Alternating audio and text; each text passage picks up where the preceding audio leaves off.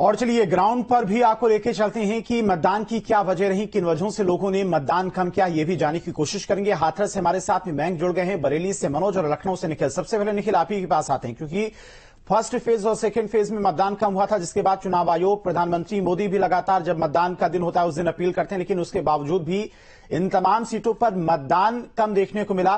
First phase second phase के मुकाबले भी इस बार थर्ड फेज में उससे भी कम मतदान हुआ। देखिए, ये चिंता का विषय है। अगर हम बात करें राजनीतिक दलों के लिए, उनके लिए भी और देश के लिए भी, जब मतदाता घरों से बाहर नहीं निकलता तो निश्चित तौर पर जो सरकारें बनती हैं वो शायद जनता के मुद्दों पर नहीं बनती हैं। लेकिन उसके बाद भी, इतनी अपील करने के बाद भी मतदाता घर से बाहर नहीं निकल रहा है।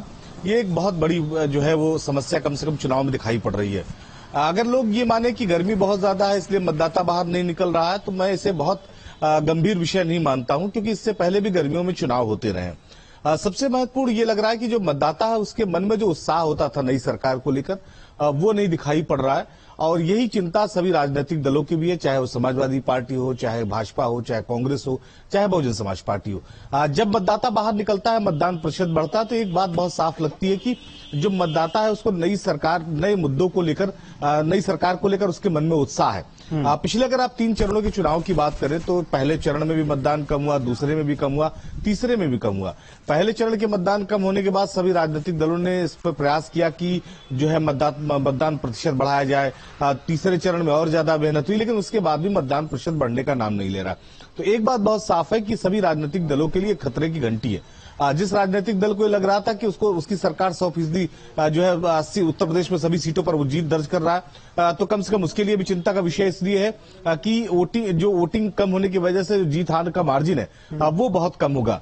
जो राजनीतिक दल जो है वो चाह रहे थे कि इस बार उनको बेहतर परिणाम मिले पिछली बार चुनाव से, उनके लिए भी समस्या है। मैं भाजपा और जो है वो समाजवादी पार्टी और कांग्रेस के गठबंधन की बात कर रहा हूं। तो भाजपा के लिए भी चिंता का विषय है कि उसका मतदाता बाहर नहीं निकल रहा है, मतदान करने नहीं जा रहा है। और समाजवादी पार्टी और कांग्रेस के गठबंधन के लिए भी चिंता का विषय है कि कहीं ऐसा तो नहीं उसका मतदाता में जो सरकार बदलने का उत्साह आमतौर पर हर चुनाव में देखने को मिलता है वो नहीं है। तो राजनीतिक दलों को उसके लिए बहुत प्रयास करना होगा, लोगों को भी जागरूक होना होगा। किसी भी चुनाव में जो मतदाता है उसकी भूमिका सबसे अहम होती है, तो उस भूमिका का निर्वहन करना होगा। और अगर इसी तरह से मतदाता कम से कम चुनाव से दूरी, मतदान से दूरी बनाए रखेगा, तो जो सरकारें होंगी वो मैच्योर नहीं होंगी, वो परिपक्व नहीं होंगी, उनके फैसले कहीं ना कहीं जो पब्लिक है, जनता है, वो इस इलेक्शन में इंटरेस्ट थोड़ा कम ले रही है। जागरूक करने की जरूरत है, ये आपने बात बिल्कुल सही कही। मनोज का रुख कर लेते हैं, बरेली से हमारे साथ जुड़े हुए। मनोज, बरेली में क्या कुछ वजह रही, लोग मतदान करने के लिए घरों से बाहर क्यों नहीं निकले? सुबह तक जो आंकड़े सामने आए थे उसमें तो बहुत अच्छी रिजल्ट दिखाई दे रहे थे, लोगों की भीड़ दिखाई दे रही थी, लेकिन उसके बाद जैसे जैसे दिन बढ़ता गया मतदान कम होता चला गया। क्या कुछ वजह रही?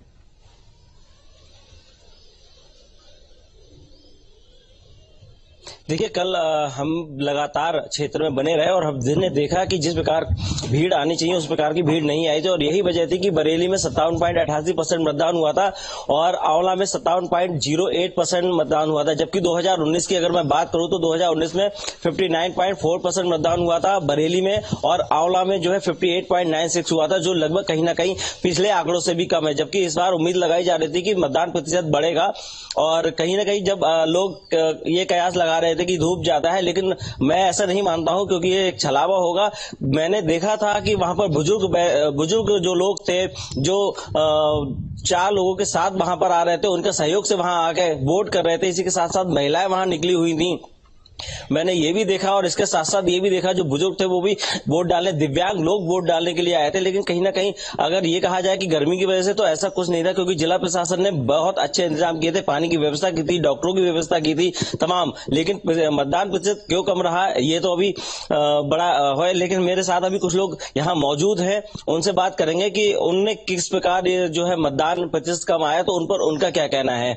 सबसे पहले आपका क्या नाम है? मेरा मनोज कुमार सक्सेना। सक्सेना जी, ये बताइए क्या आपने कल मतदान किया था?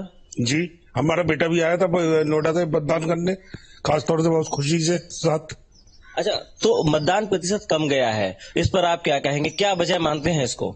इसको ऐसा ना, जो पुराने लोग, बीच के लोग जो हैं, कुछ लोग तो अपना एंजॉय करने की छुट्टी के लिए मना लेते हैं। जब मतदान की छुट्टी है तो और कुछ लोग अपने घूमने चले जाते हैं मतदान के, बाहर चले जाते हैं, मतदान को छुट्टी के रूप में मनाते हैं। बिल्कुल। और क्या वजह? इसके लिए कुछ न कुछ कंपलसरी ऐसा करना चाहिए सरकार को कि मतदान आपको जरूरी करना है। लोगों में जागरूकता की कमी कहीं ना कहीं साफ तौर पर दिखाई दे रही। जो बुजुर्ग हैं वो तो मतदान करने के लिए पहुंचे, लेकिन कुछ लोग इसे एक तरह से छुट्टी के तौर पर ले लेते हैं। हाथरस से हमारे साथ मैंग भी जुड़े हुए हैं। मैंग, हाथरस का क्या हाल रहा? वहां पर मतदान इतना आखिर क्यों रहा?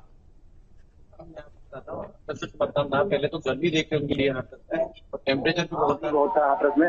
लेकिन बताया यह भी जा रहा है कि जो भारतीय जनता पार्टी के जो अध्यक्ष हैं उन्होंने कुछ जागरूकता नहीं फैलाई है, क्योंकि जब से वो आए हैं और भारतीय जनता पार्टी में और अदर पार्टियों में भी ऐसा ही देखने को मिला है। रही बात समाजवादी पार्टी की, उन्होंने उसमें भी यही देखने को मिला है, लेकिन जागरूक नहीं हो पाए हैं मतदान। और वहीं पे यह भी देखने को मिला है कि बहुत से ऐसे वोटर भी हैं जिनके पास पर्चियां नहीं पहुंची हैं, जिनके पास लोग पहुंचे नहीं है, वह इसलिए नाराज है। हाथरस में यह भी देखने को मिला है कि कम से कम लगभग 1 दर्जन से अधिक गांव में बहिष्कार भी हुआ है। वहीं